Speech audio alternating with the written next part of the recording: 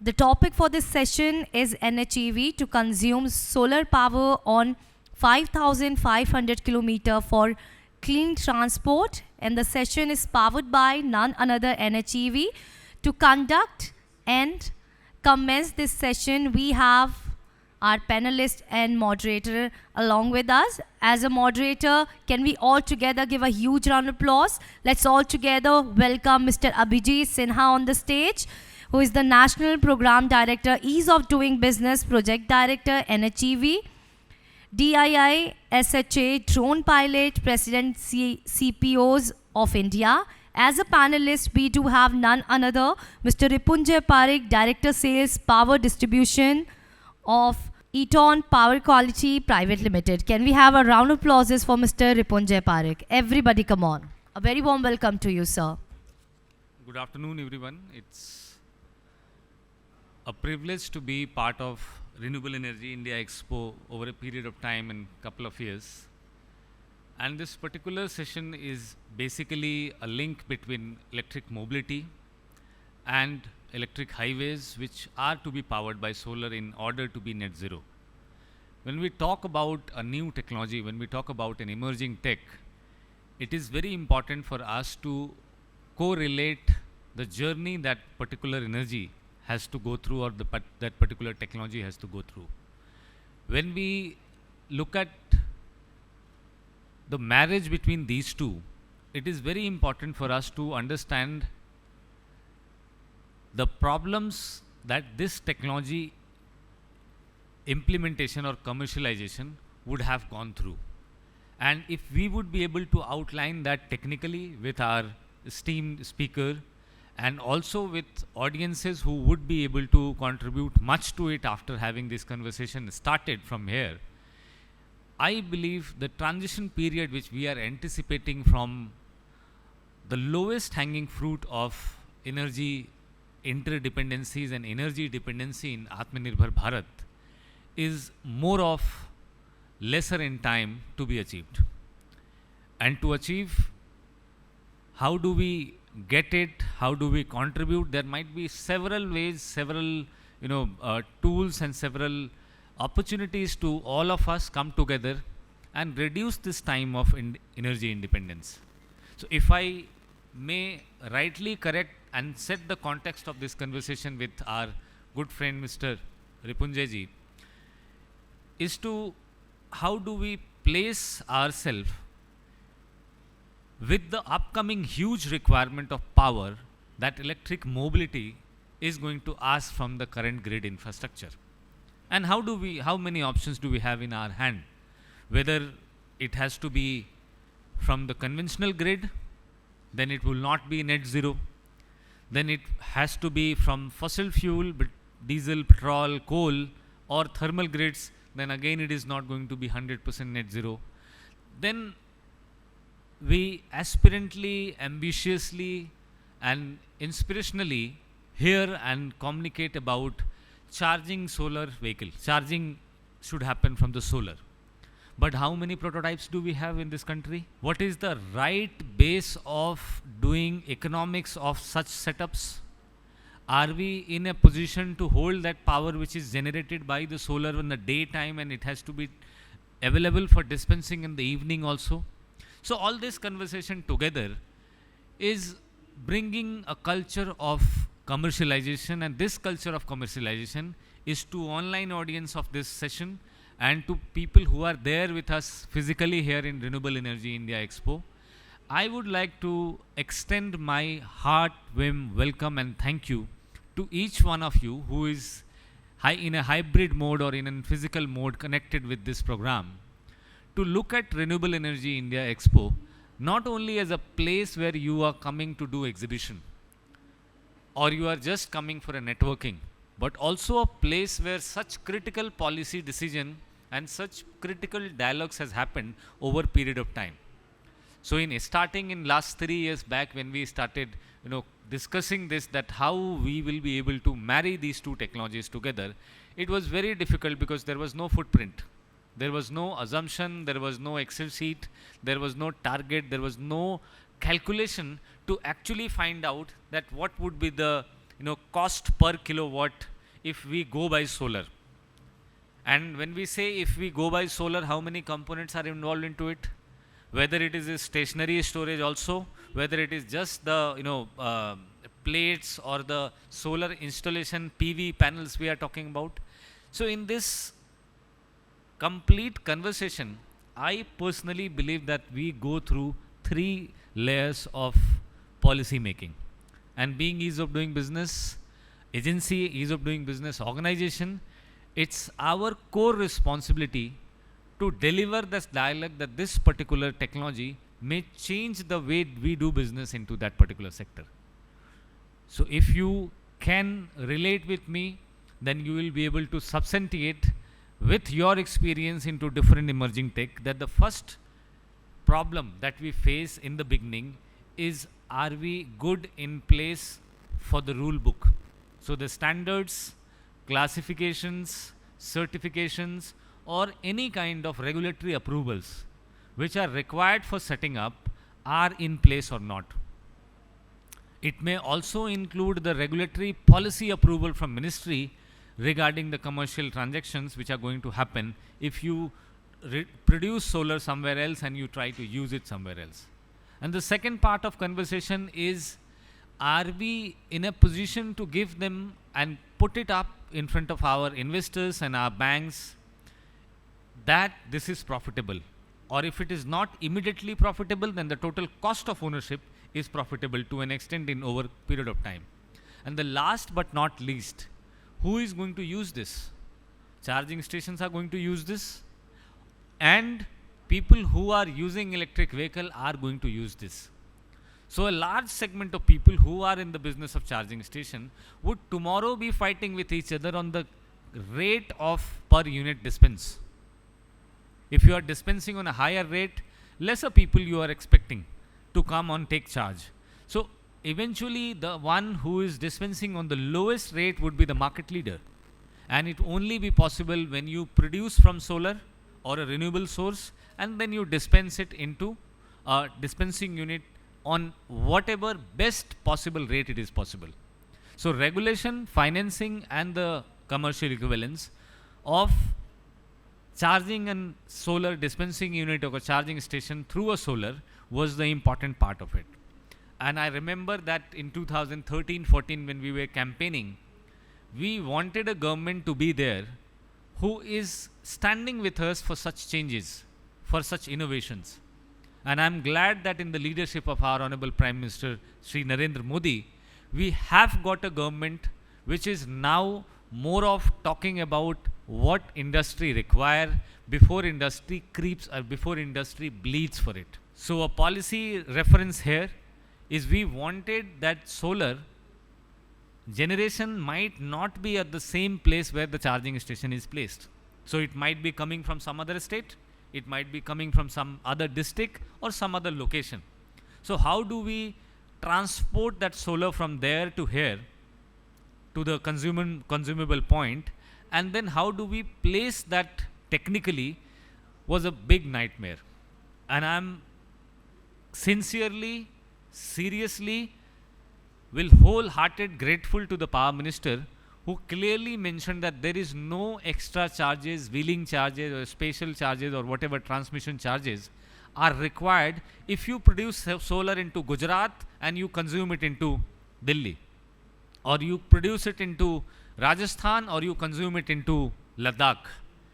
No charges are applicable as per what practically was nearly impossible. Many of you would find many of the example where there are such and certain charges are still applicable. So when this information was brought in the knowledge of Power Ministry, a clear circular, a guideline and the documentation which is required for all DISCOMs to be in the line of this transition was issued, and I am glad that we would be able to pilot first of this discussion, first of this implementation on Delhi, Jaipur and Delhi, Agra, to make it possible in all three manner, how much we can generate from rooftop, how much we can generate from a nearby installation in the space and how much we can withdraw from a solar park which might be in some other state. Keeping a hold on the conversation and coming back to technical part, I am going to hold a conversation with the very good friend and representative from Eaton, who has been a market leader into providing all end-to-end solutions, including switchgear to fuse and a very robust, a very stable electric infrastructure to actually hold one of the station's infrastructure. One station probably require 3 megawatt to be dispensed between the charging station, then the chargers, and then the entire structure, illumination, and the food court and all other amenities which are there. So 3 megawatt load, how it is going to correspond to setup, how technically we are going to organize it. There are a lot of questions which we may pull up during the conversation with our good friend Ripunjay ji. But to reach to that point and to reach to that conversation, I would like to end with a warm welcome to all of you who are joining this conversation online and physically, to take this conversation forward to each DISCOM of the state, that there is a requirement and there is a solution which we have planned, we are implementing. Government has clearly opened their notion, their intent, that we do not want people to suffer just because couple of organizations are not properly aware about the transition which India is going to happen. And if you look at the lowest hanging fruit of decarbonization in the industrial carbon footprint and the emission, then transport is the lowest hanging fruit. You cannot close industries, you cannot close power plants, but you can definitely quickly convert your transportation, convert your logistic into a fossil fuel to a green, clean, non-fossil fuel transition. And with this, I would like to take this conversation forward. Thank you all of you for joining, and look forward to have been more interactive sessions going ahead. Thank you. So before we enter into conversation, what I have given you a context, we would definitely like to, many of our audience would like to know something about you, what is your company is doing in this sphere, and then we'll continue with the question answer. Over to you, sir. Thank you, Abhijeet ji, and you set up a beautiful context in terms of what is required if we need to make a real sustainable pitch. Let me tell about Eaton. Eaton is an intelligent power management company. We are a global player headquartered out of USA, and then we have a presence in more than 175 countries across the world. We provide the complete power management, right from, let's say, the medium voltage till the final distribution, whether it's industry, whether it's commercial establishments, whether it's, let's say, mining, steel industries. Talking about, the major mega trends that Eaton has identified. Naturally, we are talking of electrification, we are talking of energy transition, and we are talking of digitalization. These are the three major focus areas for us. And as a part of, let's say, energy transition, the clear mega trends we are seeing, the first one is the EV charging infrastructure. Today, we believe by 2050, more than 50% of the power that are going to be generated will be required for electric vehicles. As and when the adoption increases, we are going to need more power. So as Sinha ji said, we cannot do away with the existing infrastructure of power generation, but the new generation that is supposed to be added has to come from sustainable sources, the renewable sources. So this is a one clear mega trend. And this means a lot of capacity is going to be required. So the renewable power is going to be the second major mega trend. We are going to see a very fast addition of power generation in the renewable space.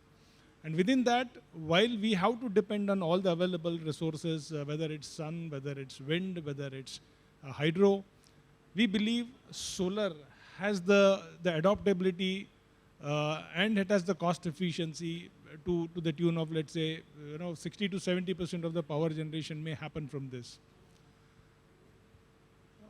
Then the third topic is, while we generate this power, how do you make the power systems resilient? Because while we talk of these new generation, naturally it comes with its own advantages as well as, let's say, some of the challenges. And when we talk of the challenges, it's primarily, let's say, solar power is not a stable power. You know, there are times when, let's say, you will have peak.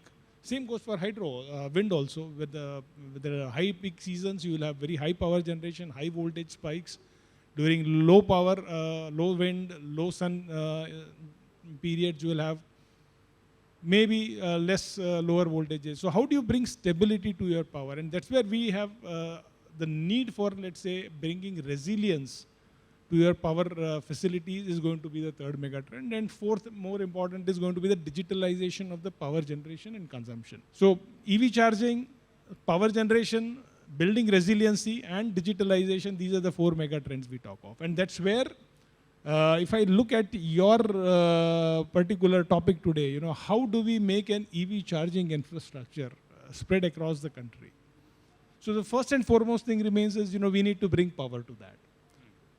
If we have to bring the power from, say, long distances, again, it has its own, let's say, limitations. Limitation in terms of, let's say, the transmission losses that we are going to see over a period of time. The cost of the infrastructure that you need to set up to bring power to the facilities. Whether we create a solar park in one state and then consume it in the other state. Eaton believes that is the need of the hour, but at the same time, a major shift in the trend will be you generate power where you are going to use it. Yeah. And today we believe that the consumers of power today will be the power generators of tomorrow, and that's where we will define them as, let's say, prosumers. They produce as well as they consume the power. So that brings me to the core question of the beginning of this conversation is, what do we choose between generating a power somewhere else, spending a lot of money on the wiring infrastructure and the transmission infrastructure, reaching to a charging station, asking government not to ask or charge us, despite of that we know that there would be investment on the way also, or creating a solar infrastructure near the station, on the rooftop or maybe a space.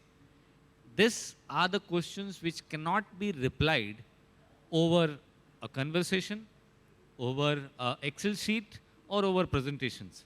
These are the questions which we never thought that we will be looking forward as an answer with a process which call evidence-based policy making. If you will not do it, we'll always do something or the other which makes the business unviable for a couple of stakeholders, or a business which is based on the subsidy. You may press government today for giving subsidy, but it may not continue for a longer period. And I believe this is what has happened into electric mobility, that whenever government has spoken that we are going to take the subsidy back, half of the industry says we will not be able to survive. And if I am not wrong, FAME subsidies has been there into electric mobility for more than 13 years. It's a 13-year-old subsidy, and an industry who has not stood up on their own feet in 13-year tenure also, and it's saying we need more 15-year tenure, it is difficult to, believe that we are going in the right direction and someday we'll not be needing subsidy. So before we enter into such type of, unrealistic, populistic, subsidy-based demand, we should be practically doing an evidence-based pilot. That is one of the question which I want to know from you. Second, the cost of setting up a storage at the station, which brings power from anywhere, maybe nearby, maybe some other distance, but it is keeping the station very equipped to disperse or vend whatever kilowatt hour is required. How are we going to do that? What are the nitty-gritties, challenges, and what are the technical learning required? That's my second question. And third, do you agree that we should be keeping in stationary storage on the station, or it should be on a basis of switching between thermal grid to solar grid whenever, whichever source is available? Over to you. I fully agree with you, sir. Definitely, there has to be, let's say, a balance between the viability as well as, let's say, the technology. But then the third element I would say is the sustainability should not be a choice. This is something which is the need of the hour. If we want to really, give a good, let's say, future to our next generation, we need to take some hard steps. Coming back to, let's say, the technology part, and in terms of whether, there's a business case, let me give you a scenario. Naturally, there is no one way of it. Yeah, every technology will find space. As we said, power generation on a utility scale in an area where there's a massive availability of sunshine is required. At the same time, let's say when we are talking of creating a highway infrastructure running maybe say 5,000 plus kilometers, we need to also create an infrastructure to distribute power over that long distances. Naturally, this requires, again, a lot of expenses, disruptions, especially, let's say, while you do that infrastructure management. So we need to look at the larger picture. If I have a facility to generate power regionally, locally, and let's say use it, how do I, let's say, bridge some of the viability gaps? Today, a typical commercial establishment would have utility power feeding to the industry, or let's say to the buildings. Then you will also have a DG set backup, which is nothing but, let's say, an alternate source of power available to you. For some of the critical applications, you will have UPS, and so on. So you are creating actually a large infrastructure. Now imagine a situation where you are having a solar power. Naturally, you will have to have the backup of a utility to a small extent. But then you do away with, let's say, the other non-sustainable, possibly DG sets to only a very bare minimum level. And then you have an energy storage as an option. What is an energy storage? Let me tell you. Energy storage is nothing but a system where it can handle multiple sources of power. It can give you power in a bidirectional way. This means when there's an excess power available, you can use the power to charge a battery set of battery infrastructure which is available as a part of this. And when there's a need, you are actually feeding back the power. Today, we may feel the systems may be expensive, but imagine, and when I'm talking of this in the near future, today we are getting power at a very cheap rate, yeah, irrespective of, let's say, the demand, irrespective of the cost of power generation. But tomorrow there could be a mechanism where you will be charged for your power depending on, let's say, the availability. When there's a peak demand, today there are penalties, but tomorrow it could be a higher tariff. And then when there's a low demand, there's excess power available, you could have, let's say, power at a lower cost. And that is where the concept of energy storage comes in, that when the power is available excess, and then the cost of that power is low, or let's say that power is going to get wasted because it's not going to be useful, store it. And then when there's a peak demand, use that power. Secondly, the system also is going to be stressed. Today, let's say we talked of a 3 megawatt facility to be created at a particular level. There is no guarantee that tomorrow this 3 megawatt will be sufficient or not. It could go beyond 3 megawatt. Or there could be, let's say, some peak time during the summer when there's a maximum consumption of, let's say, power, and then you have maximum vehicles coming for charging. The demand may cross, the available thing, and then you will actually stressing your system beyond. And that's where the energy storage system plays a beautiful role of balancing it out, that you are not overloading your system. You are feeding power from an alternate source available within your facility and not stressing your grid or your transformers or your cables. And last point, what we call it is, let's say, peak demand shaving. Energy storage is the bridge between the various sources of power. When one of the source of power is not available, the other source plays a role. Over a weekend, or let's say over a particular facility where the load consumption is less, use it to store your excess energy, and then feed it back when there's a maximum demand, or let's say in the evenings when there is less power. How do we do it? It is not a rocket science. You have a systems, and today these systems are designed to be, let's say, absolutely modular. You can place it anywhere within your facility. It has intelligent automation inside. by which it will constantly keep on monitoring all available sources of power. There are, let's say, the transfer switches within the energy storage system, which will ensure that the most optimal source of power at any given point of time feeds the power to the facility. And then at a time when, let's say, the power is not available, naturally the backup powers get fed. Now there are two things here, sir. One is how large this facility should be, whether in terms of the megawatt as well as in terms of the kilowatt hours, whether you want it for 3 hours, whether you want it for half an hour and so on. That's where the batteries play a role. Today, with the advent of, let's say, a lot of battery manufacturing facilities in India, we are confident and we believe that the cost of batteries are going to significantly come down. Secondly, the power electronics which goes on it, a lot of work is being done in India. Eaton is in the forefront of developing a low-cost technology for that. With that, we are confident that the Make in India policy also will play a critical role in bringing down the overall cost down. Today we are importing this, there are import duties, there are cost of shipping that gets eliminated. And most important, we believe that this technology is going to upgrade to a level where you don't need to depend only on the fresh batteries. Today, let's say when you have an EV, you need batteries along with that. And these batteries, because they are mobile, need to be operated at a very high efficiency. But then let's say if a battery has its life of, let's say, around 70%, that's where you need to typically change.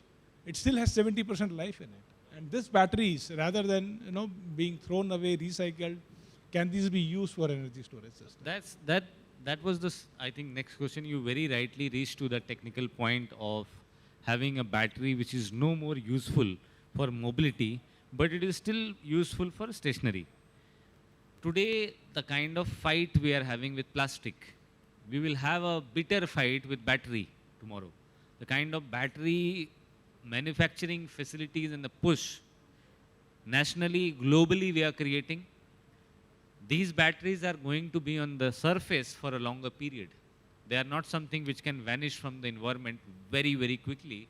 So how are we going to design that recycle, refurbish, reuse, and again recycle it and then reuse it? So this cycle has to be there where a battery starts its life from a point A when it is manufactured at a stage. Their manufacturing is not the end user use case. They are going to give it to OEM, who is going to put it into a vehicle. So the second owner, OEM is going to sell the vehicle to the consumer, that is going to be third owner. And consumer is now going to sell it or maybe hire it or lease it to a fleet operation company or Zomato or Swiggy or Zippy or some startup, that is going to be fourth owner.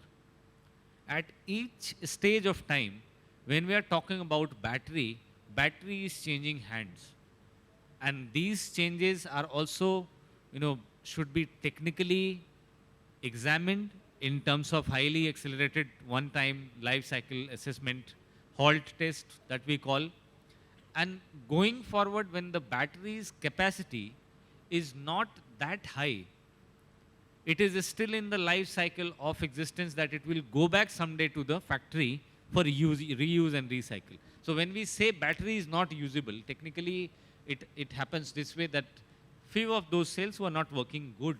So the overall optimization and the performance is going down. It does not mean that there are no cells which are into good condition. If you reuse that, you will get some cells which are good into condition, but some of them would not be into good condition also. So that concept of having a battery life cycle, which is going through different changes and lastly reaching to the generation point where it got manufactured, and then again it is getting opened, those good cells who are going to be retained. In this life cycle, a long period of halt is going to be the battery's stationary storage. And that stationary storage is the charging station. It might be a replacement of genset, where we are keeping a generator only for meeting the requirement of a risk period coverage when power is off. And to reuse this and to keep it stationary, there are a lot of auxiliary requirements are there. But maybe as in manufacturing, as a country of manufacturing of battery, we may not be the leading. We may not be right now current self-sufficient also. But are we going on the right path to at least create a reuse, reculture, refurbish culture and the cycle of a battery? That is a question which we may not be able to answer, but tomorrow, I think in battery session, there are a lot of conversation going to happen here in the battery show. Also, I would like to know from you, sir, that when we look at the setup which is required for having a battery or DG to give a backup to a large infrastructure charging station which is likely to be made for 3 megawatt, how much do you see as a capability India has developed as of now, and what all dependencies are still on other countries? Maybe battery is one, but you may also add on to a couple of lists, starting from fuse to going ahead on a storage, then switch, then gear. If we have to have a 3 megawatt capability, I know there are a lot of equipments required, or else we will not be able to dispense it. And when we are talking about fast discharge, then we are also talking about that it should be dispensable 24/7. By DG or by battery, there might be a debate onto it, but the infrastructure would still be required to dispense that power. So in infrastructure of storage and dispensing, how Atmanirbhar we are here in India as of now? This is a very interesting question, Abhijeet ji. So let's say a typical facility which is self-contained or self-sufficient will have power generation, which is typically happening by solar, which will happen at either 500 volts or 1000 volts, and then you bring it to the level of the low voltage side. Or you may also bring it at the medium voltage. You can bring it and you can create a small power distribution network within the corner of your facility. When we talk of the energy storage system has 4 major elements inside it. The first and foremost is the power conversion. Today, the power conversion, lot of manufacturing is happening in India. When we talk of, let's say, Eaton, yeah, the UPS business, what we do, everything is getting manufactured in India. So to that extent, once the battery energy storage system gains, let's say, a peak volume or let's say a base volume, we are sure that these manufacturing instead of import dependence will happen in India, and that will happen very shortly. The power modules are going to be the same. The second element is, let's say, the thermal management, because we are talking of handling the lithium ion, and lithium ion again has a very typical property. You need to ensure there's a very strong thermal management. If it catches fire, it will not be extinguished. So that's where we have to ensure that the energy storage system has a thermal management system, whether it's cooling, whether it's, let's say, the temperature sensoring. That is the second technology. Today, these technologies are available in India. The third important thing is, let's say, the battery part. The batteries, the technology is naturally evolving, and Eaton has an installation, for example, in Amsterdam, where a football stadium having 2 megawatt of power entirely is on an energy storage system using the batteries which are, let's say, removed from the EV vehicles. So this technology is already there, it is functional. And fourth important aspect is how do you do the battery management system, especially when we talk of, let's say, ensuring that the voltage systems are right. So these 4 technologies are primarily there. I believe as we move forward over the next 3 to 5 years, it will make commercial sense for the manufacturers, including Eaton, to have these manufacturing done in India. And that will also be a major trigger. How do you bring down the cost? How do you make it viable? So I have the follow-up question on the tech only. Is how do you think, looking at the transmission which we are having currently on the transport side and the industrial use of battery or lithium ion, how these two are correlated when we look at transport is requiring a type of power which is to be solar generated, and the industry is already using an power which is mostly on the thermal grid. So if we are looking at transmission, which side we should accelerate? Because I believe over a period of time, it is not possible for us to actually shut down industries, as our Prime Minister very clearly mentioned, that not from today, but from last 3 summits of starting from Paris Climate Agreement, if India on the energy independence side has to move, it has to be very, very careful about the sanctions and about the kind of SEG compliances we are looking in the Western world, which has now started coming into implementation. We are not so far. So industry will have to go on the green wash, on the clean wash, or you can say decarbonization. The earlier session we had on the decarbonization, the corporate. Tomorrow again we are going to have a lot of sessions. When we actually say that decarbonization has to happen, how does it has to happen? Is going on the battery is decarbonization? Is going solar on decarbonization? Is having less footprint of emission-based fuel is decarbonization? Or reducing the infrastructure or the architecture of the building so that it does not consume much of the power? Which type of, or all of these are decarbonization? Whether you're, printing green color brochure is a decarbonization. So a lot of green wash is also going in the corporate. If we look at transport and industry, you are somebody who is also supplying to a lot of industrial houses, lot of stationary storage, lot of places where you are giving more than multi-megawatts. So how do you look a very, industry perspective I wish to understand that this decarbonization is happening?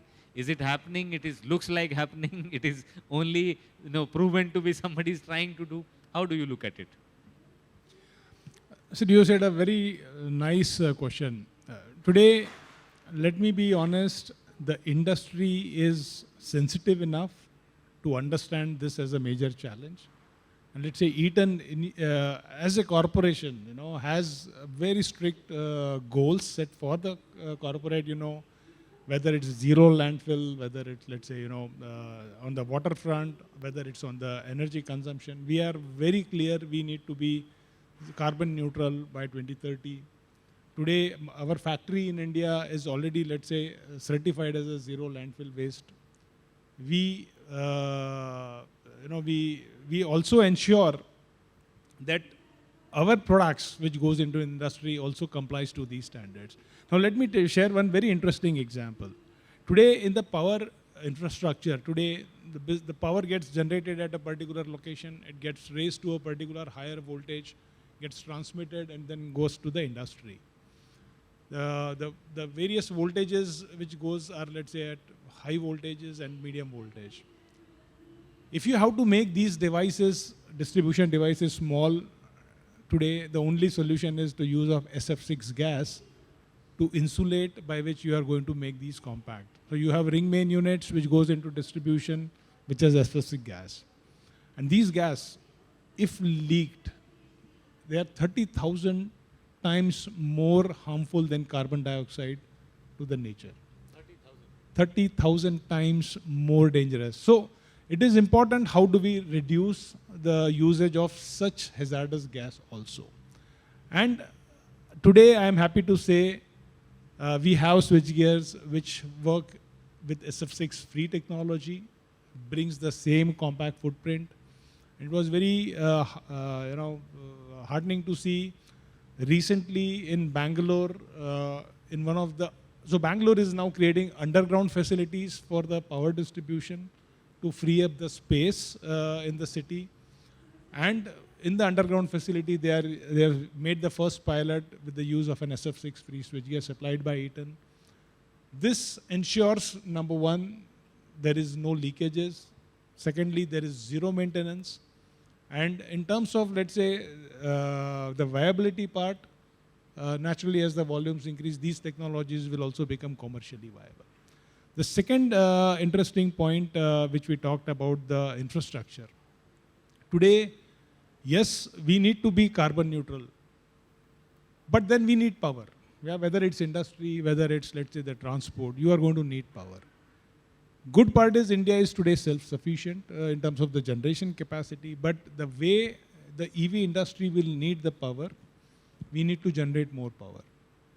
The way government has clearly defined the goals, we believe the major generation will happen from the renewable power. And we believe over the next 7 years, India has to add close to, let's say, 380 to 400 gigawatts of renewable power.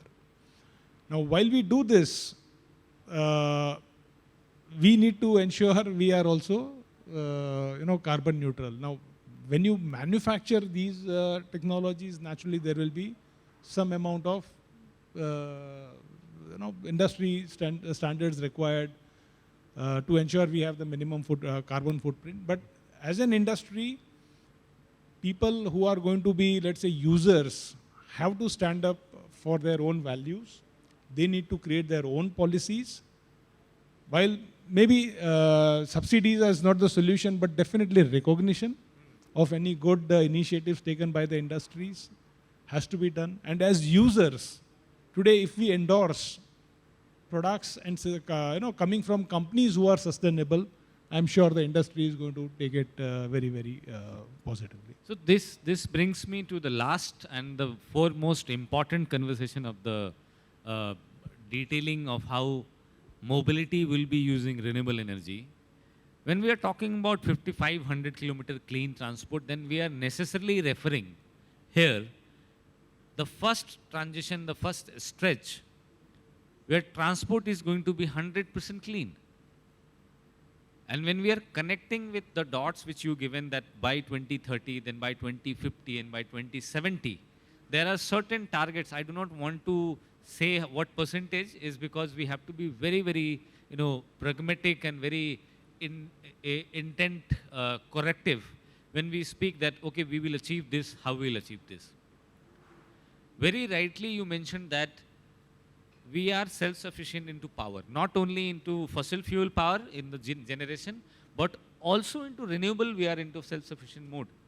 And tomorrow if we increase our capability of renewable power generation, then we will be able to actually take hold of the transport which we want to run on the electric, green, clean and renewable energy.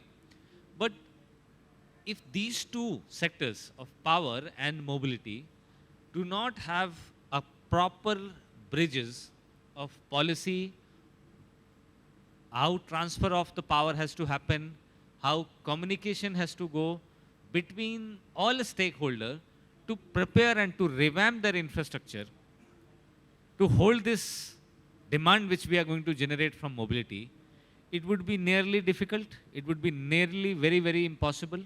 So the point which I'm going to put up now is you will be requiring as a company to set up certain type of infrastructure on a charging station. It would cost something to the charging station. This cost is going to be transferred or it's going to transition on the per unit dispensing which that charging station is going to do. The break-even period or maybe a capex period or whatever the utilization which somebody else might be dispensing through a non-renewable source might be cheaper than you because they did not pay for capex. They only tried to pull out some HT line and converted it easily. They did not do any stationary storage. So someone who is not doing or looking at 10 years ahead is technically today going to be cheaper than who is looking and investing into it. So whether subsidy is one of those adoption which we again should go for it, or there are some other ways of financing, there are some other ways of doing this viability gap for dispensing. It is a question which we try to answer during a period of time, had many conversations with IREDA and then Ministry of Power, then DISCOMs. Couple of observations which I got, I'll put it across to include and to respond into your answer, is we have no option. if we do not create it now, then we are going to recreate everything again. So when I spoke to people and I said, okay, if you're making a charging station infrastructure, have you done the calculation of powering that infrastructure with solar? They said, no, this is what we have managed to do in last 4 years. So don't ask me to restart the wheel again and again do the financing and the calculation of empowering it into that manner where I will not have a viability in front of the diesel and petrol. So we asked the other question, we went forward in the conversation that how do you comprehend the longer term gain or the longer term positioning of this infrastructure when you would not be net zero. If you are still dependent on coal and fossil fuel, are we going to come out of this? No, definitely not. Then these are a couple of things which went unanswered. I may not expect all answers from audiences or from you, but from your side, what is your best prescription to prepare it? Because I believe and I strongly think that it is now or it is not going to be ever. If we do not design it that way, that the dispensing is actually sourced by a renewable source for the electric highways, for the e-highways, or possible integration between some other source of renewable energy also, like wind, nuclear, or anything. Your take, your prescription are very important because you are the one who is going to ask and who is going to put lot of capex on the station. And I'm in the favor of that, but we still have to create that culture of that this is today's requirement and we must invest into it to create a green future. Over to you. And you said it very beautifully. So let's split it into two parts. One is in terms of, is the technology available? Is it viable? Yes, the technology is available. Today, Eaton has a facility in Pune where we have buildings which are managing beautifully all these things what we talked of. Renewable power, I think so, solar generation facility happening on rooftop, utility power, managing the DGs and trying to eliminate the use of that, feeding to the EV charging and having an energy storage system which is beautifully handling all this thing. So this technology is working, available globally, but then we are having a proof of case in India. The reason why it was viable because the industry is committed to do this. Coming to the EV charging facility, naturally we need to make it attractive enough. In terms of creating that facility, if it is created at the initial stage itself, you can design it to be efficient. You can design it to be optimum to eliminate, let's say, some of the additional interfaces that are required, whether, let's say, interfacing between two different sources of power and so on. At the same time, you are eliminating, creating, let's say, the infrastructure that is required to bring it to the power. So naturally, as a person who's going to create that facility, we need to work out the viability part. And that is where, let's say, while I believe the government may at times provide some subsidies, provide viability gap funding, but the government has to lead the way. And that's where I believe today the PSUs are taking a lot of initiative. We are discussing with some of the oil and gas majors to create facilities like this. But then can we also ask them to take a lead to set references? Today, if let's say over a period of time, if let's say few thousands of such installations are required, maybe say the initial first few hundreds can be taken with the initiative of the government or a PSU. Companies like Eaton would definitely partner to also pitch in to make these technologies available at affordable rates. And once this facility is there, maybe a good thing could be create awareness within the users why they should go for, let's say, a clean power rather than, let's say, going for a charging facility which is not providing green power. End of the day, it's the user, as a user, if I take pride, I have an option of at the airport taking a taxi, which is going to be, let's say, a EV vehicle, or let's say it's going to be a fuel powered thing. I'm okay to pay, let's say, some small premium for a EV vehicle because I know it is the future. At the same time, it also helps these companies who are creating these facilities to make it viable. The second thing is, while today the fossil fuels are cheaper, I believe tomorrow when there's a deficit or scarcity of this, these will become expensive. And that's the time where not having an infrastructure is going to be a bigger problem. So definitely the government can play a role to be that, let's say, bridge in the initial phase when, let's say, we create examples, we create facilities as references. And I'm sure the industry is going to take it forward. Thank you, Mr. Parikh. It's been wonderful conversation with you, and I wish that people who are listening to us online and offline may also join the conversation by addressing anything which we may be able to, give some light or contribute to their thought process of whether are we actually doing a net zero exercise, or we are creating two different verticals who will have a very high cost of marrying each other in a coming future. If it also costs to possibility of bringing our culture together, then we have to look at it that how it is possible to create right references. That you rightly said that PSUs might be come, or might National Highway is also trying to create couple of highways which would be definitely solar powered, so that the commercial equivalence, the economics of these stations, the capex which we are investing today may give us an total cost of ownership over a period of time to tell people that if you are creating a charging station, create it with a solar source. If you are not creating it today, you are not investing and you are saving a sort of amount money which you may require to invest on the stationary storage or maybe second grade of battery, then you are also creating two troubles at the same time. You are completing a complete ecosystem of a single technology which is going to give you a look-like feel of a carbon zero. And that would be electric mobility. Tomorrow when you have to do a dispensing capability of your battery, then you do not have a place where you can do the storage of the energy storage. And third, the net zero concept is only possible when you have completely eliminated diesel, petrol, fuel, coal, and any emission or burning base fuel, which still will be in use if you are not generating and using the source from the renewable. So by this, I open our floor for question and answer. Anybody who has a question in mind can get a microphone. Can you guys give them a microphone? You wish to ask something? Please go ahead.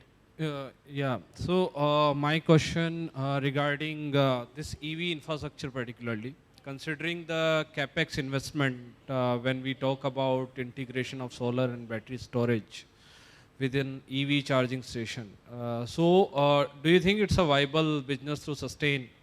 I know net zero is one of the things that we require to have in place, but when we talk about that capex and ultimately the utilization of a charger, let's say 150 kilowatt charger when we are placing, and we are charging a vehicle which can take 50 units or 40 units in a daytime in 1 hour, and 4 hours is your the utilization time from the solar, and the peak demand from the solar you'll have to install to sustain that 50 kilowatt energy. You'll have to go for 4 times of it. Then only you can have that much of power in 1 hour time or 4 hours time as in total. And then secondary, if it is an off-grid solution, then you should have the storage as well, the battery, which is another cost factor. So the whole economics of that complete ecosystem, including the battery storage, including the solar infrastructure, including the charger, will it make sense for setting up those charging stations, and will the economics will work? I think a very good question, because everyone who is into electric mobility charging infrastructure setup business would have this question and this calculation mismatch in their mind. And to meet it, I would not answer right upfront here, but I would like to place this on record that if we are not going to do a commercial pilot on this, and we are not going to disclose these options, that what is the actual viability cap if we go for a full-fledged setup which is sourced and which is energized by a solar power, then we are going to create a gray area for infrastructure to be meeting mobility. This is my understanding of answer. Giving an answer just to evade the question is not important. Giving a process where we are having certain setup, where we are having these calculation of how many hours sun is going to be there to give you backup, whether that power would be possibly sufficient for a 24/7 dispensing, what is the cost per unit per kilowatt would be there for the vehicle user. These are the questions unanswered. I'm good and greatly appreciating that where this question is coming from is the entire EV infrastructure would be able to answer it in a right spirit and right manner. Sir, anything you would like to add to it? Yeah, I will only say technology is available. The faster we adopt, naturally the volumes will build up, the cost will come down. And the second thing I said is if we don't do it now, tomorrow it will be too late. So we don't have possibly a choice, it's a need of the hour. So any last question? Right, Yes. sir. So it was a wonderful presentation, or rather conversation by both of you, Mr. Abhijeet Sinha and Mr. Ripunjay. Taking a cue of what he was saying about the viability, economic viability of that, can grid-connected charging station be an answer to what he is saying? And second part is that, sir, Mr. Abhijeet, you have already done a pilot. If you can just disclose the result of that, as well as by when we can expect a kind of practical use of those sort of pilots in real time. So if you can just. So addressing the first part, yes, grid-connected EV charging facilities is going to be the most simplest thing that is available, and we should go for it. Maybe say for remote locations, because naturally you will need to create infrastructure also in remote locations. Energy storage based EV charging facilities is going to be a solution. The second part we talked of, yes, industry is going to accept this. Maybe you would want to add something more on that? It's a very important part of conversation where we have to disclose that what all we managed to achieve at this stage of time. We wanted to achieve first and foremost thing, which I am very happy to share with all of you, is electric infrastructure sector was not the priority lending sector of bank. If you go and buy a vehicle, you may choose a diesel vehicle or a petrol vehicle or an electric vehicle. Bank is yet happy to fund you. That is where we brought the awareness between financial stakeholder. But when it is about infrastructure, when it is about talking and going to tell them that I am going to set up a capex into infrastructure of charger, charging station, this grid, then bank is not even entertaining looking at you. So the foremost thing which NHEV has managed to do is to reduce the cost of spending from the government pocket. As our Prime Minister says that government has no business to be in the business, but still into electric mobility, government was too much into the business. So we almost pulled them out with a PPP model where only 33%, or maybe if you separate the state entity investment, then 30% of the total infrastructure which is being used for revamping an highway from normal highway to e-highway, only 30% is spent by the government, and that too on the nomination basis. If they do not want to own the charging station, we are still happy to give each and every charging station to public, to private. But first right of refusal is still there. So coming back to the cost which we needed to create the infrastructure is the cost which is going to be invested in the construction. I am very glad and happy to share that the HDFC Bank, which is not even the PSU bank and the government bank, came up with a complete 3,672 crore infrastructure funding for NHEV. And that gives us a clarity that if we ask a right question from right people at right time, we will be able to create an ecosystem which will not be able to only fund today's electric mobility infrastructure, but also fund a renewable source power charging station infrastructure in near future. And I'm glad that we are having this conversation now before we entered into. So the coming to next question of Subhajit is how we are going to start. We have placed our outlay with the interministerial conversation with Ministry of Road Transport and Highway, Central Road Research Institute of India, and also Indian Highway Management Services, IHMCL, to have those land packs or land patches which is required. And the conversation as of now has gone phenomenally good, very strong, and almost in the line of wayside amenities which ministry had.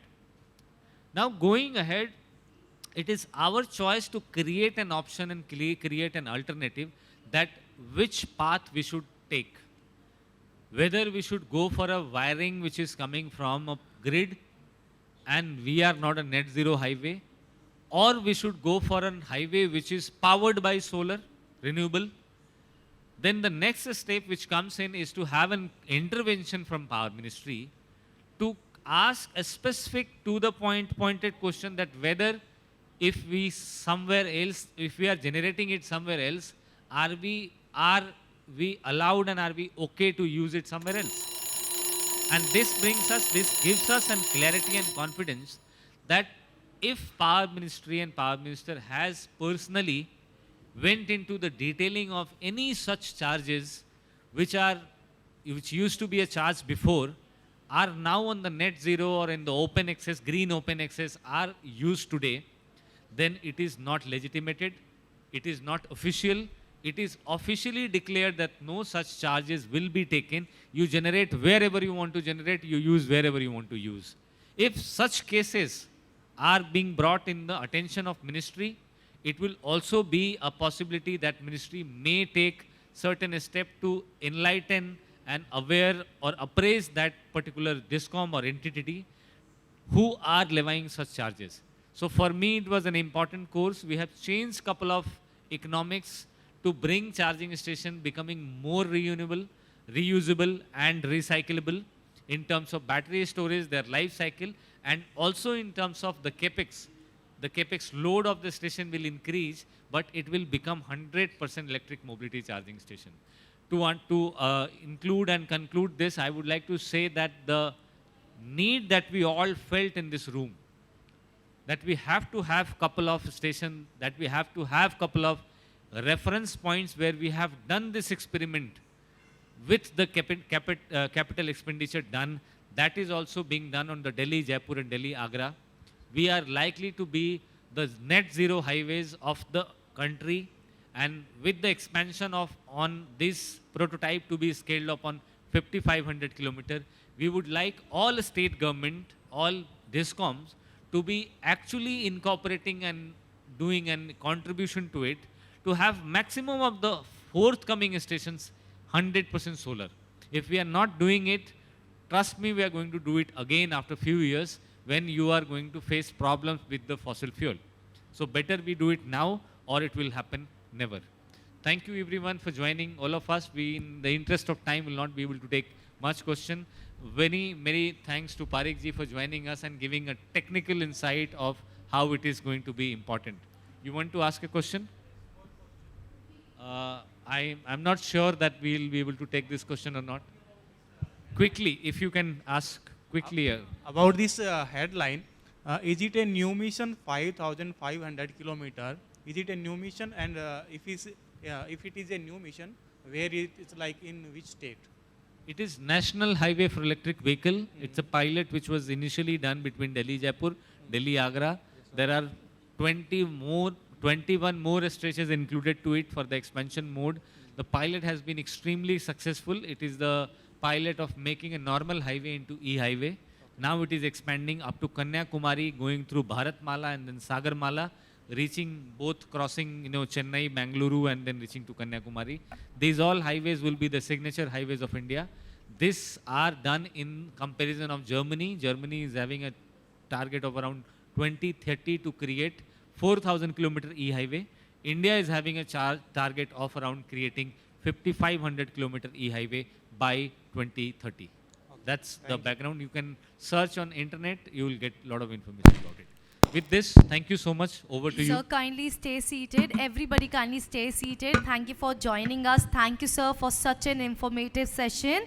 And now to honor our panelists, I would like to request to none another, our moderator, Mr. Abhijeet, sir, to kindly present the memento to Ripunjay, sir. Can we have applauses for the same? Everybody come on.